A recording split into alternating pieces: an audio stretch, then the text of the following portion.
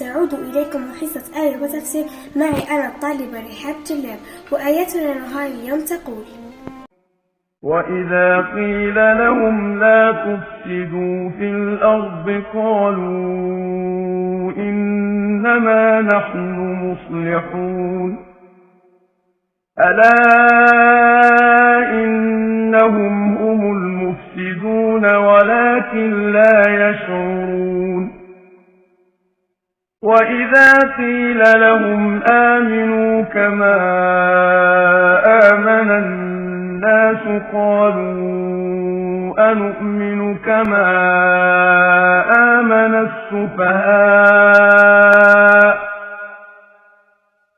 ألا إنهم هم السفهاء ولكن لا يعلمون.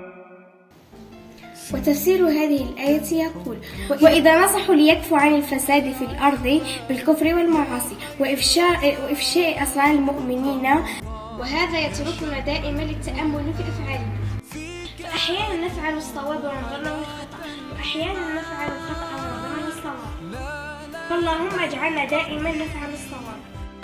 نهاية حلقتنا اليوم، نضرب لكم موعدا جديدا في حصة آية وتفسير. صحفتكم في أمان الله.